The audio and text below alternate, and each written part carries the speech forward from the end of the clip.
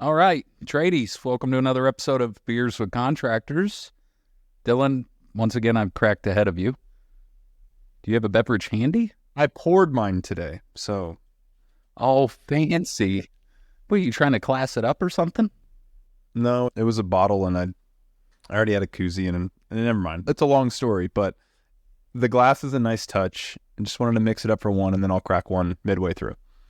Just keep your pinky out when you have sips. That's right. I was going to pour it in a wine glass, but I thought that'd be a little too far. Hey, listen, there's nothing we can't do. Like, we got to bring a level of sophistication to the trades. And obviously, we're exact opposites today. I'm in a T-shirt and jacket, and you're in a collared shirt, drinking from a glass. I'm like, I got to up my game. What were you going to say? I was going to say, did you learn from your previous life mistakes and empty the bladder before we started the podcast? Oh, no, but my bladder just heard that.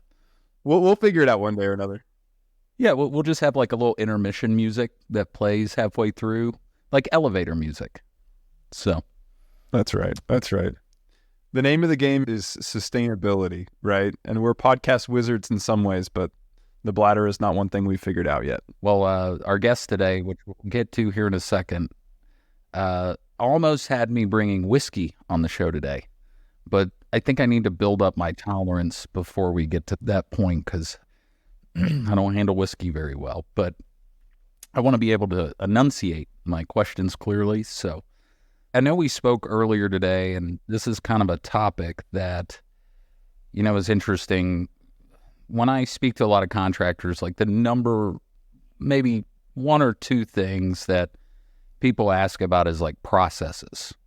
Like, what's your systems? What's your processes? And how do you do this? And how do you do that? And I'm just a maniac about processes, but I do believe like we're overcomplicating it as contractors at trying to drive just a plug and play once and done process. I mean, what's been your kind of experience from the HR world about processes, and where are we overcomplicating it as contractors, but where could we get better at it? Yeah, I think process is, one of the core functions of any business, both for it to just keep going, but also for it to be able to scale. And it comes down to really two components, nodes and links. Nodes are just like the little components, the people, the data, and then the links are, okay, what's the action that's going to flow from it, right? And if you're going to have something that you want to replicate, which you do if you have a business, if you want to be able to replicate it, you need to really simplify what you're doing and communicate it super well with your people. And when those nodes and links, the people and the information go into the action steps, when that comes together, now you have a system, you have a model, right? And the name of the game for owners and operators is, how can I simplify and how can I communicate those processes to my people? What I've seen as success is when people simplify really well and they can boil it down to a couple key components, and here's your menu, go with it, and you know how to operate. And then I've seen on the opposite side failure when it's like, if you're giving someone a list of 15 or 20 steps to do something, their retention of that probably isn't there. And do you think they're always going to carry that manual around with you? Eventually, they need to walk and just know what to do. So there's a lot of overcomplication of our processes because we think we need to take the freedom away from our employees to be a little bit creative and just give them everything.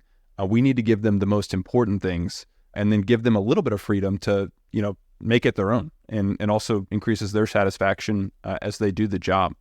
And I know you've been a part of scaling a lot of different companies, and you've probably seen processes go either by the haywire or to excellence. What are your thoughts in terms of creating alignment with processes? I want to rewind a little bit because I had to chuckle a little bit because I remember the very first real process I learned, I think I was like 23 or something. I went to a sales training and it was like 15 steps to a sale. I'm like, why are there so many steps? And then it was just like, that's what we trained, and you trained on that like day and night, and that's what you did. But now none of that's relevant because the buying, call it practice, is completely different than what it was. Showing my age a little bit, but back, call it even 10 years ago, like people were, especially in home construction, which I'm in the residential world, people were less features and benefits buyers now, right? They're more trying to scratch an emotional itch, right? And so that's been kind of my experience and the evolution. And that's not by choice. That's just the way the world's changing. So we have to change our processes. But in the aspect of scaling, like my number one thing that I tell folks is, the process and all the information already exists out there. And I think a lot of business owners, they try to create a unique process that is uniquely their own. But the problem is, that the reason they do that is because they want to create a unique process that their competitors hopefully won't replicate, right? But, we talked about one of my favorite books was Harvard Business Review on strategy. Because it says you can have an identical process as a competitor, but the competitor can't copy the core values, the people in the business, the branding, you can even have the same suppliers, but you cannot 100% emulate the entire ethos of that company because of the complexity of all the processes. So one thing that I really like to exercise when we're doing processes, and you and I have talked about this, is this TED Talk called How to Make Toast, right? And it's a great exercise of where the case studies is you set down a bunch of people, you give them 6 to 8 little index cards, and you have them draw out how to make toast. And some people go all the way to like harvesting the wheat to make the bread. Others go to just like get the bread out of the pantry and then put it in the toaster and then put butter on it. And everybody's got a different way to make toast. But the cool thing about it is you identify a process and you use this exercise, and you use the word nodes before. That's what those index cards are indicated in that TED Talk, is when you have other people involved in trying to express a process, then what happens is they have buy-in to that process. It's not a totalitarian process, which you see in places like McDonald's and, other, I hate to use it as a bad reference, but Chick-fil-A, like they are ironclad about their process. But that's kind of what I've found is, to answer your question more specifically, when you're scaling, processes are going to change, but then also you got to get buy-in from people on it too. They've got to be a part of that process. But I'll add one last note before I hand it back to you is, most of the time, like if I need a process, I go to my vendors, honestly. They know how to sell their product probably better than I do. And they probably got a process for it. And if they don't, I'll ask them, who buys more of your product than anybody else? And then I go to that guy or gal, and by golly, they got a process. And they're probably halfway around the country. So we're never going to compete against one another. And they're more than happy to share it. So that's my 3, 4, 5 cents on it. Yeah, the vendor is going to be happy to share it because obviously they're going to be financially impacted by more of their product being sold. And hopefully they have the right way to sell it because they're trying to sell it to you to pass it on to a consumer. I think one thing that's also really important when it comes to systems and processes is the accountability of actually following through, right? You can write all of the SOPs, standard operating procedures you want. I could have a whole binder full of them. But if I never inspect them with my employees, if I never talk to my people about them, they will all go useless. You have to recognize that systems and processes exist as risk mitigation.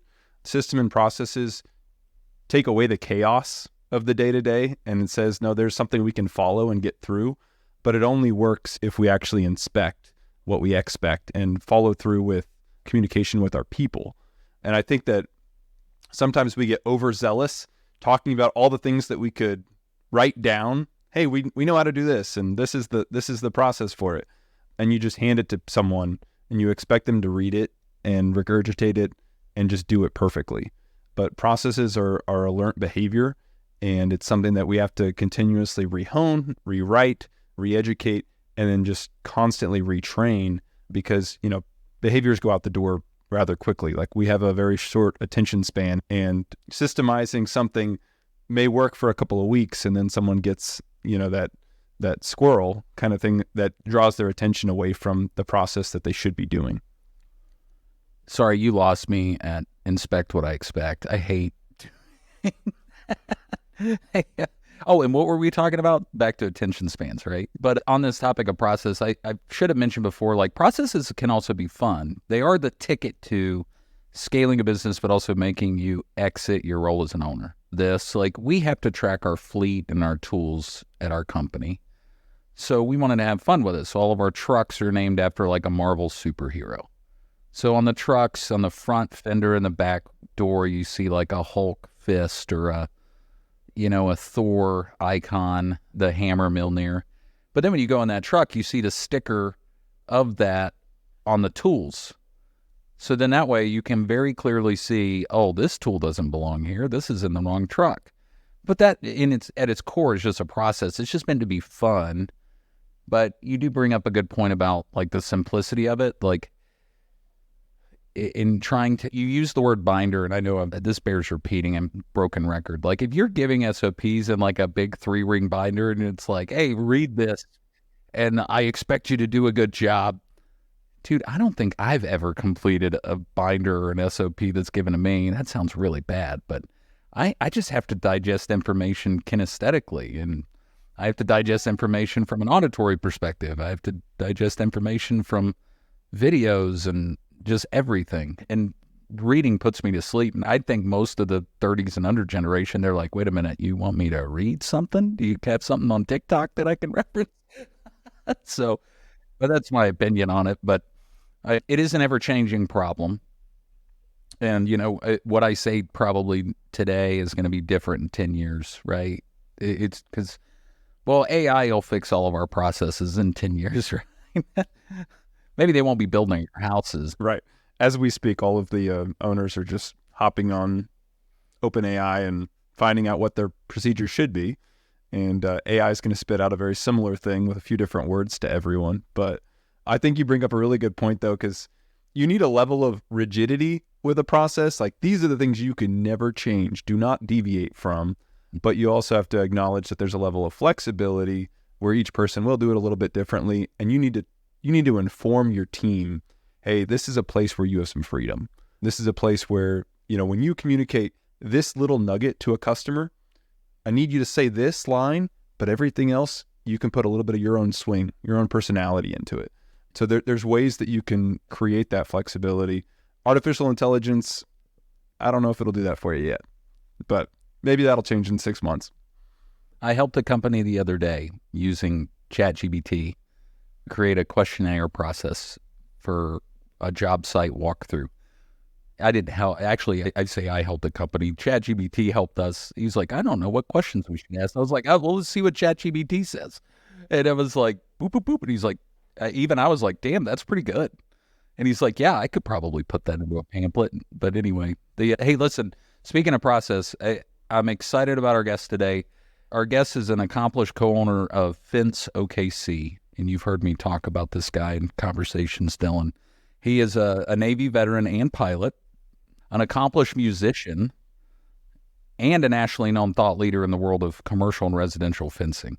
Like, I'm a little jealous. My resume is like much shorter than this. But he started, at 118,000 his first year, and now has grown this multi-million-dollar enterprise. They have 30 employees. He not only installs the fence products, but him and his brother started the business. They have in-house estimating. They have software development. They even do manufacturing in their facility. You know how I geek out over, speaking of systems and processes, watching a fence panel being put together. It's pretty cool. And then they supply even other businesses / competitors with fencing materials. So over the last decade, he's also become, him and his brother, one of the largest companies just in the fencing industry in all of Oklahoma, and all while having 4 kids at home. Yeah. Oh my gosh. Get ready for that, Dylan. I know you got sights set for quite a bit of kids. But I'd like to welcome today to Beers with Contractors, Elijah Stiner with Fence OKC. So thanks for coming, Elijah.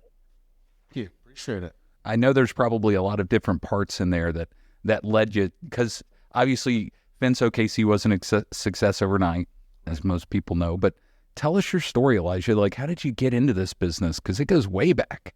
Yeah, it does. Man, I did want to back up though, because I wasn't a pilot. I was an air crewman, which is different, and that's okay. I'd love to have been a pilot, but I got to fly on the jet, which was cool too. So yeah, but you had several hundred hours. Yeah. I think it was 1,500 hours Oh, wow. Yeah, got to see a lot. That was a lot of fun for sure. It's a whole lot of ear popping. Yes, a lot. Yeah. So as far as us, I got out of the Navy. I went to work in the oil field for about 3.5 years as an electrician, and I really enjoyed it. It was a really challenging job. Ended up a single dad during that time, and I was working like 100 hours a week. It was just too much. So I got a job working at the FAA as an avionics technician. It's kind of what I'd done in the Navy, but I hated it. I was there. I knew that, there was guys there that had worked there for 55 years in the same building. And it was just, I was like, I cannot imagine my life in 55 years coming to the same building. And I was watching all the same guys my age doing the same thing, and they were going to be there, and they still are. And I talked my brother into starting a business. I'm like, hey, let's do something, anything. I don't care what it is. And he had a lot of experience in like landscaping. And so we started a landscaping company while I was in the FAA. And I think we were 6 months in or so, and we'd done a few jobs, enough to help pay some bills kind of thing. I was still working full time at the FAA, and he was waiting tables and in the evenings. And we got like an $8,000 job. And I'm like, this is it. Dude, we're rich, bro. And it was so, like, looking back, it was probably one of the dumbest things I've ever done, because we got this $8,000 job, and I had just gotten engaged, and I quit my job, my federal job, paid time off. I just walked in and I was like, hey, I quit. And they're like, what do you mean you quit? And I'm like, this is my last day today. Wow. He's like, I've worked here for 35 and no one has ever quit like this. And I'm like, I'm sorry, man, I'm done. Like, I just can't do it anymore. And it was interesting. Like, I'd come from the oil field. I'd made really good money in the oil field. And I remember working at the FAA, I'd cut my pay in half, more than in half, really. I drove myself crazy because I kept looking back at my old pay stubs, and I'm like, this is ridiculous. Wow. I'm doing all this work for half the pay. And I convinced myself that I would never look back at another pay stub. So I was just like, I cannot look back. If I look back, then I'll stop, And because I was making like $100 and something thousand a year in the oil field, and our first year we grossed 118,000, and I put $7,000 in my pocket. Wow. All year. And my wife, she married me anyway. And yeah, I can't believe it either. Like, looking back, man, I cannot believe you would do something. I left Master of Hypnosis out of your biography. I still can't believe that she went through with it. Anyhow, so like the next year wasn't a whole lot better. It was better, but not a whole lot better. I think I netted myself $20,000 or something like that. Wow. But we just kept pushing forward. And I think it was our second year, our second winter, we didn't have much to do. And a girl I'd known for a long time called me up and said, hey, would you guys build a fence for us?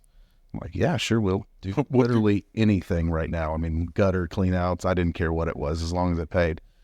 And so we replaced a backyard fence the most complicated way we could have possibly done it. I mean, we rented a Mini X to pull.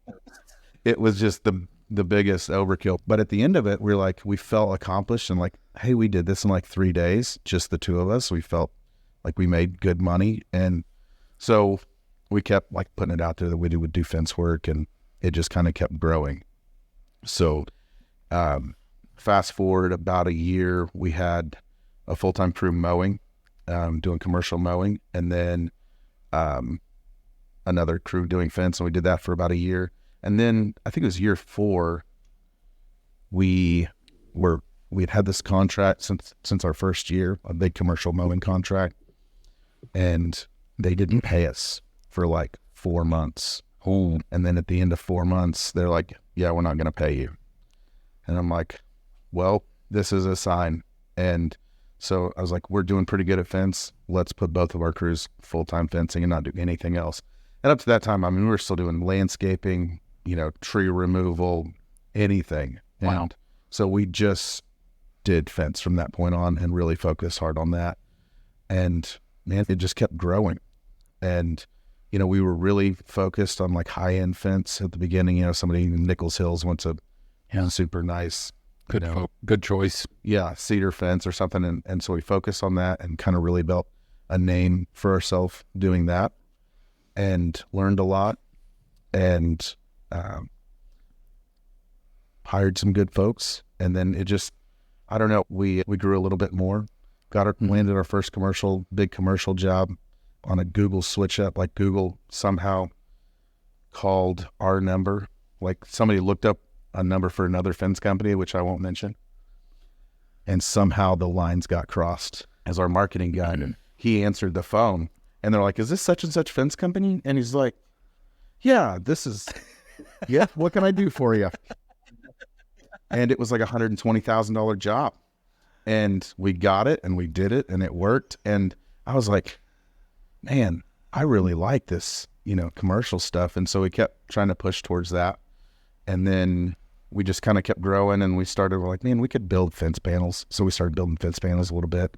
And then we moved over here to our old location. You and I first met when I was over there.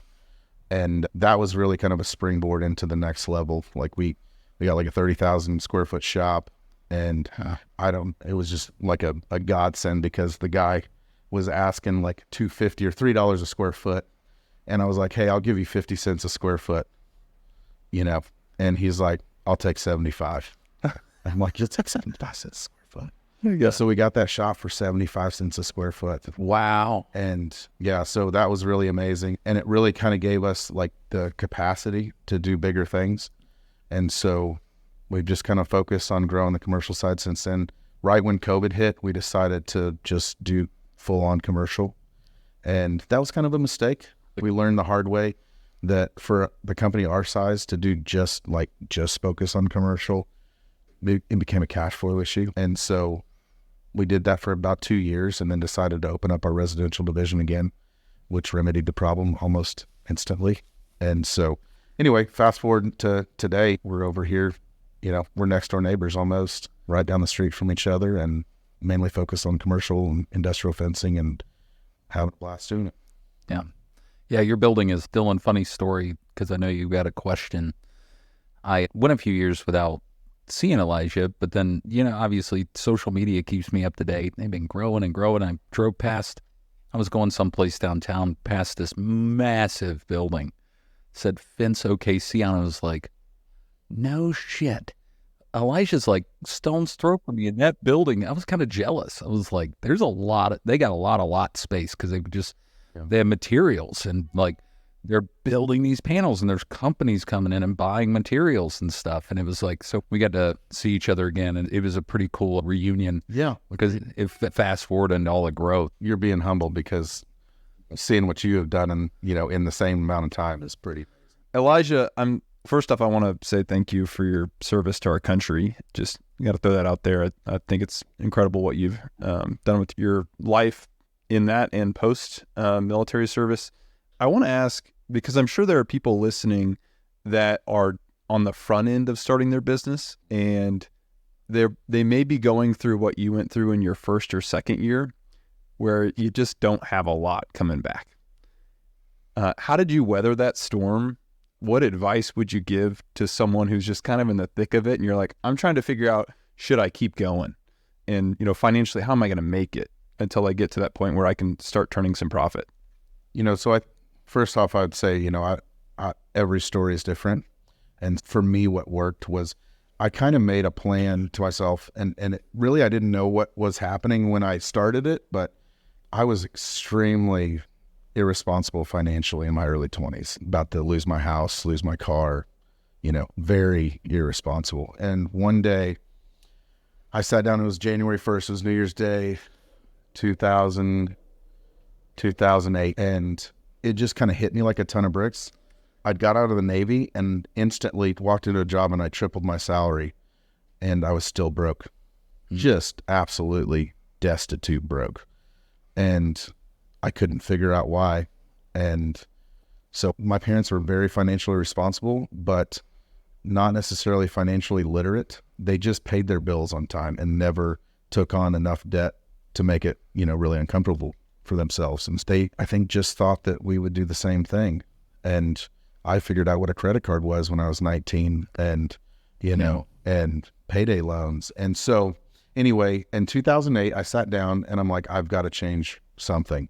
and I pulled my credit report. You know how you used to have to pay Oh yeah. for your credit? Yeah. And then you got to look at somebody in the eye when they print it out and then they lead you through it. I'm sorry. Yes, that was terrible. I did it online, but like I was sitting in a truck and somewhere out in the panhandle of Texas and at a drilling site, and I pulled my credit report and I looked at it and I'm like, holy crap, this is embarrassing, you know? And I wrote every single thing down in a notebook, everything that I had, every debt that I had, which was a lot. For me at the time, I thought it was just line after line. And I'm like, I'm getting out of debt. I'm paying everything off. And I had a 401k from the Navy. I cashed that in. And then I started paying everything off and like kind of celebrated it, you know, like when I paid it off, I'm just like, hey, this is a big deal. Like I paid off a motorcycle loan. I paid off, you know, this payday loan. I'll never get one again kind of thing. I had a $50 deal for OG&E that had been on my hit my credit for years, you know, from like 2004 or something like that, you know. And unbeknownst to me, you know, at that time, I didn't know I was going to start a business. I had no idea, but I was like, I'm getting out of debt.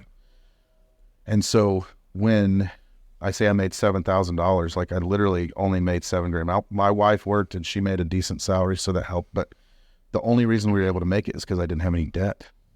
And I'm not saying that all debt is bad by any stretch, but for me, if I was going to tell, you know, a 20-something, hey, this is what I would recommend, I would say stay out of debt, right? When you're starting, you don't want those extra bills. You want to be able to reinvest everything. You want to be able to take what you can. You know, it's going to be hard. Most people aren't overnight successes, you know, at least most people I run with aren't overnight successes. And so that would be something I would say is don't get in debt, or if you're in debt, get out before you take that leap. Don't. And then once you do absolutely everything to accomplish your goal. If your goal is to make a successful business for you and your kids and you want to run it as a family business, then do everything that you can to accomplish that, and then be open to what's next. I think that you have to be flexible, right? I think that's one of the beauties of starting out a small business. Like you're able to pivot so quickly, right? Oh yeah. Today I am a professional leaf removal service, and tomorrow I am a gutter clean out, and the next day I'm a painter, you know, and whatever you need, I am a professional, and, you know, this is my specialty, you know? And so I think if you're willing at the beginning to, you know, take those opportunities when they knock and have your eyes open, be ready to pivot. I think sometimes it can be really easy to just be like, and your ego can get in the way. Like, I'm only going to do this. And if I don't do that, then, you know, I'm not going to do anything. And then you end up failing. And I think, you know, it's so hard to make money out of nothing when you have very little. And so just, you know, be open, be ready to pivot, and work really hard. Yeah. You know, that would be and stay out of that. Yeah. You got to earn the stripes. You got to go through the grind, right? Our listeners are probably similar to your business, that you went into business with a family member. Yeah.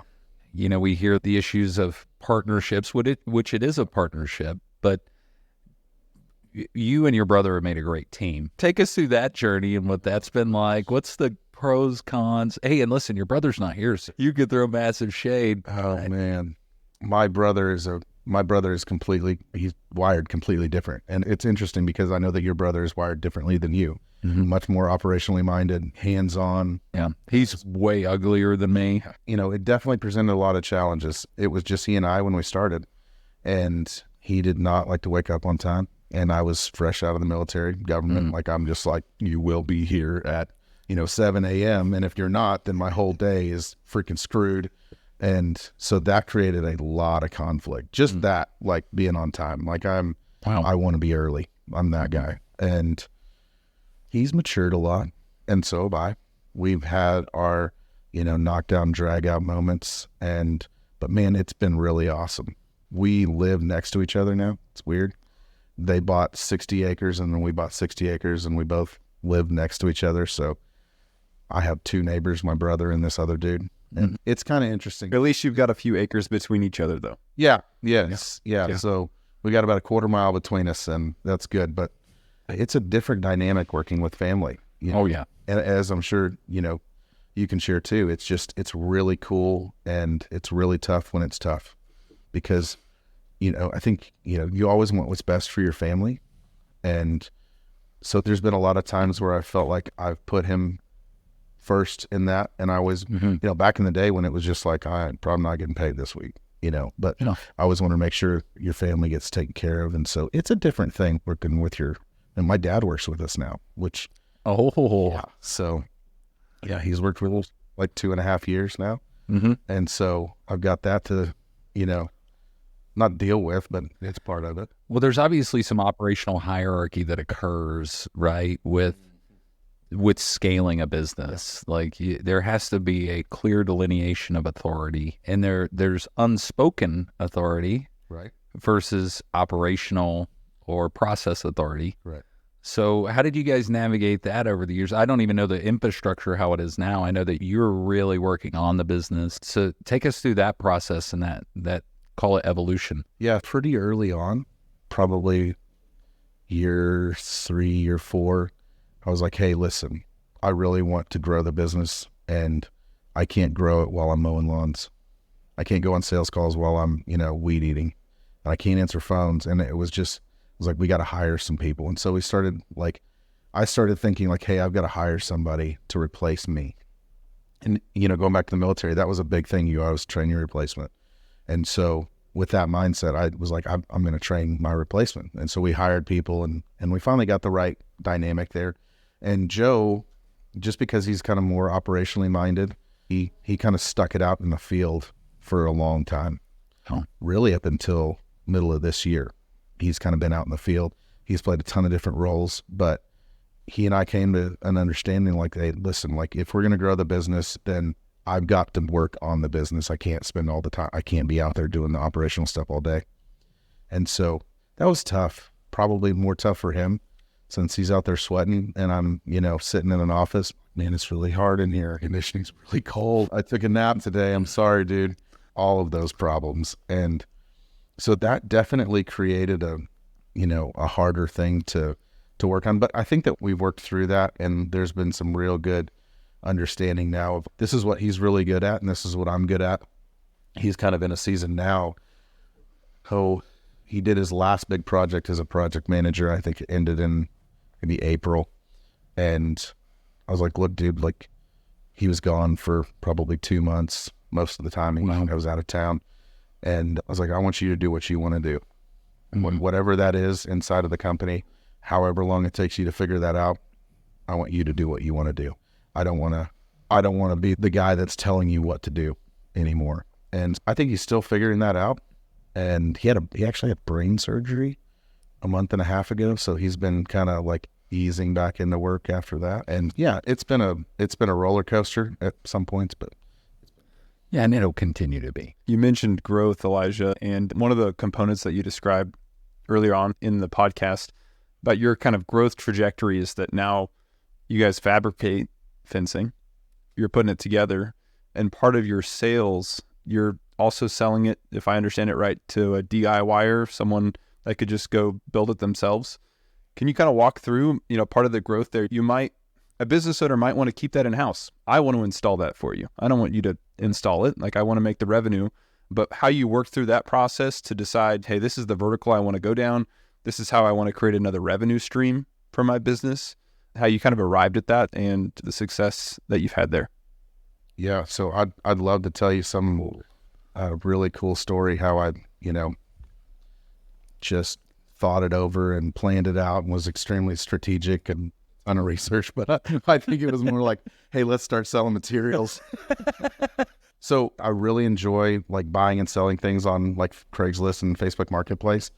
And I think we had sold some old stuff at some point and just like that. And I was like, let's sell fence panels. We can build fence panels. It's cheaper for us to build them in-house than it is to go buy them. And so I was like, we have all these fence panels. Let's maybe sell them. And it really took off. And about 6 years ago, no one was really using Facebook Marketplace like that. And Marketplace was kind of new.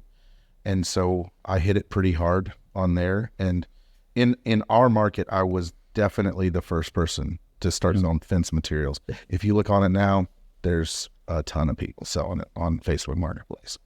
And so I think the first year we probably did like, I don't know, $50,000-$60,000 worth of sales. 2019 we did 900,000, and it was almost all Facebook Marketplace. Wow. That's where we generated stuff, like leads from. It was a lot of DIY people and then smaller contractors, but we didn't really do it as well as we should have. And I just kind of was like, it was all feel, and not a lot of strategy behind it. And so we're a lot more strategic now than we were then. But we stopped in 2021 because of COVID, and we bought a whole bunch of wood wrong. I think I shared that with you a few weeks ago. We bought a whole bunch of wood wrong, and I was like, I can't do this, because if I do it a couple more times, it's going to really kill us. And so we stopped, and we lost a little bit of momentum. But when we moved into this new place, it's set up a lot more for retail. And so that was kind of one of the big moves, why we moved to where we moved. We have a lot of frontage, and a lot of contractors drive up and down that road, as you know. And so I think that it's going to work really well for us. We still are not like a full-scale fence supply house. Like, we don't sell everything, but we sell what we stock, kind of like what we'll use. So anything that we're stocking, we would be able to use, on an install. We feel like there is enough work for everyone. We have no problems, selling to a smaller company or DIY. And it also really benefits us because when people, more people call us probably than any other fence company, right? At least that's the way I feel. I'd like to hang my hat on that. And so a lot of them are repairs and really small projects, and that's just not our forte.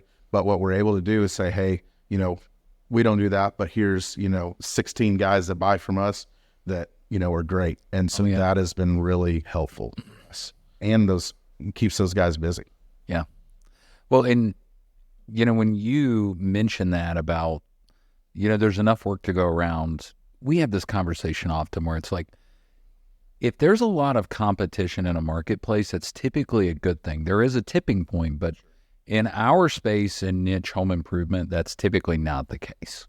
Like, population continues to go up, the need for properties goes up, the need for repair of those properties go up. When I look at a market, to expand into, it's like, oh, wait, there's a good amount of competition there. That's good. In my world of foundation repair, if I look at like New Mexico, there's only like 3 companies there in the entire state. That's not a good market for me. So, but to hear you say that, I think a lot of us as contractors look at competition like such a bad thing, but you've embraced it and shown like, yeah, there's enough to go around. And also we're in our lane, you're in your lane, like let's help one another. And I think that's cool. So in looking at this whole concept of not only installing it, you're doing the commercial automation of automated gates, which you've educated me a lot on. I just thought, yeah, you punch a pin code and it opens up. And no, that's not always the case. Like, there's a high level of sophistication with these commercial gate systems. So, like, tell me about that process and what drove you towards that as a niche, because it's pretty, like, specific and it's pretty cool. It is. So, obviously, demand led us there. As a fence company, most people want you to put their gate in, right? And I found out a long time ago, I don't even remember how I found out, to be honest, but in Oklahoma, it requires 4 different licenses to install a gate operator. I didn't know that until you told me. It's wild. I mean, it's like your salesman has to be licensed. You have to have a manager's license. You have to have a business license. And then what else? Oh, the technicians have to be licensed. And so there's 4 different licenses. And so it's like a big mountain to climb. Like, you can't just, and to get those licenses, it's lumped in with like the alarm and burglar alarm and commercial burglar alarm and fire alarm, and it's all of that, locksmith. So you have to have background checks. Joe and I had to do a background check. All the techs have to be back. It's a whole thing. And so for years we used subcontractors, and, we just weren't really thrilled with the level of quality we were getting out of some of those people and the time frame, like we're on their schedule. And so we really wanted to bring that in-house, and we were fortunate enough. We ran an ad for probably 6-7 months because you have to start with like a manager. You have to have the manager's license in order to get all the other licenses. So you have to find a guy that's willing to like jumped ship. So we eventually found a guy, and super knowledgeable dude, like 20 years in the industry, and really wanted to kind of get out of the field and run a department, and he's really taken off with it. So it's a lot of fun. It's a whole new world, but it's really opened us up to just a lot of cool possibilities. Like I would actually say we're not really a fence company anymore. We're more of like a security integrator, because we do like full circle. We'll do CCTV, alarms, we can do fire alarm, gate automation, access control, all of that. That's kind of where we're headed. And but yeah, it's a really neat field, man. There's so much to learn in it. Yeah, that is cool. And I appreciate you educating me on it, because I'm like, wow, I didn't realize like there's a lot of safety around it. Like if you have an emergency in a facility and you can't get out because the gate doesn't work, that makes sense why they have so much, well, not regulation around it, but checks and balances around the licensing. Well, that, and just thinking about if you have anyone off the street to go put in a gate operator at the prison, right? You kind of want to know that guy's not a felon, just hooking up his buddy. Yeah, it's my cousin. They set the code and they set the timers and they know how to. So it's more of a security element, but there's also a lot of safety involved in it too, because if you're moving a gate, at 6 miles an hour that weighs 700 pounds, and the right safeties are on, you don't want to get somebody entrapped in there. There's a whole list of things is why I think it's important to be licensed. So, what an evolution though! Just like, hey, we got an $8,000 job. I'm rich, bro. We are rich, bro. I was just having this conversation with my wife this morning. I'm like, sometimes that we just come from this position of lack, and we only just like, what am I lacking in life, rather than like all the abundance that we have. And it's like, man, like we have so much. Do you remember when we were like, couldn't rub two nickels together to do anything? It's been a wild ride, to be honest. Yeah. Well, your humility and obviously your vision, but just the way your brain works, Elijah, is obviously a great reason why people from around the country, reach out to you. You created a good reputation for yourself for being a resource for people, not just in our state, but all over the country through conferences and conventions. So to help any of those that haven't heard of you, we always ask a question at the end of our show. In the history of this, I like to say, if you're going to lose like a Texan, lose so bad you can brag about it, like screw it up so bad. Yeah. So if you could lend any advice, what's a big mistake that you made that you could you did mention about debt before, which was great, but what was a big screw up if you could warn a contractor out there about, what would it be? That's a good question. One of my biggest mistakes that I always go back to, and people have asked me this, and there's a lot. Not firing fast enough is a huge one, right? And I think most people that have been in business for a while that have had employees, that's like the obvious one. One that's just like an example of not that, but it's something completely different. I needed a piece of equipment, and it was the first piece of equipment I ever bought. And I should have called a bank. I didn't call my bank. I got online and I was like, equipment loans, right? And I come up with this, finance company. And they're like, yeah, absolutely. We'll give you a loan. Filled out, 10 miles worth of paperwork, and bought a skid steer, brand new Cat 259. It's just beautiful. I mean, like brand new. It's awesome. And made all the payments, got down to it was like the last year we had it. I think it was like a 4 or 5 year note, and found out, I thought it was $1 buyout lease. It was not. It was a full price buyout. So in the end, if I wanted to own the piece of equipment, I had to pay market price for that piece of equipment. I want to beat the microphone against my head, because I've done that same thing. Oh my gosh. It was just like, I didn't even know this existed. I had no idea that you could get screwed this bad. I just hit accept terms and conditions. And so what I would say is read your contracts. And if you don't know what it's saying, find somebody that knows what a contract should be. Find a resource, find an attorney, whatever it is, because, it costs me. I mean, like they wanted me to pay $50,000 or $40,000 for a $59,000 skid steer. I'd already paid $59,000 plus interest. At the end, it was like $40-something thousand. And I was like, I would pay over $100,000 for this skid steer that's worth 40. And so that was a really tough pill to swallow, and it cost me a lot of money. you know, Yeah. to me at the time, for sure. So So do you still have the skid steer? I gave it back to him. I was so mad. I was so mad at myself and ashamed that I would have just bought gold spray painted that thing gold. Be like, dude, this thing's worth as much as gold. Might as well make it look like fool's gold. Yeah. Well, listen, how can people get a hold of you? I mean, I know you're on social media, you're on Spotify, you're like, you're everywhere. Yeah. So what's the best way if somebody's got questions around the fencing world and advice, like how can they reach you? So it's pretty easy. I think I'm the only Elijah Stiner on Facebook, so that's pretty easy. So Facebook is probably one of the best ways. Obviously, you can get a hold of me through our websites, fenceokc.com, oklahomalumber.com, and then I don't think I'll get my phone number out on here, but if you get a hold of any of those, we can get in touch for sure. Yeah. Well, and you're also tapped into a lot of the national conferences and stuff. So we find you on social media, then recognize you at a national conference. That'll be pretty cool. But yeah, Dylan, you good? Any other questions for Elijah? Just for clarity, I also, you mentioned in the intro that you also do music. You want to give us 20 seconds what that is? And is that what's on Spotify? Yeah, he's an artist, man. Yeah. I appreciate that. That's very flattering. I think I have 7 followers on Spotify. So I grew up singing and always wanted to, you know, I've written a lot of songs over the years, and I finally decided I want to, you know, record some of them. And a really good buddy of mine, Kyle Simmons, he owns the OKC. I don't know if you know about that. They do a lot of string printing and stuff like that. He's a really talented producer, music producer. And so he's like, dude, let's do it. And so really just kind of was like, I met the right guy at the right time, and he encouraged me to take a leap. And I really just did it because I felt like I needed to get it out of me. I wanted to like experience it.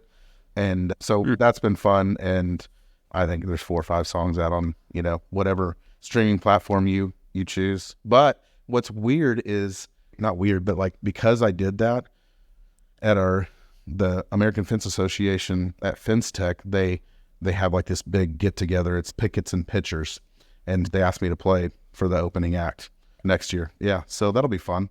Yeah, so man of many talents. And guess what? His first year getting back into music, he made less than his first year getting into the fence business. Probably right, Elijah? I've spent as much my first year in music as I made my first year. But that's not your focus. But I'm super pumped. You know, I'm a big admirer of you. Thanks for coming on and spending some time with us. And then to all of you folks out there, thank you for listening to another Beers with Contractors. We are getting plural now, Dylan. I've noticed we've got a few sitting around everybody's tables. So, but yeah, thanks for listening, and we'll see you guys next week.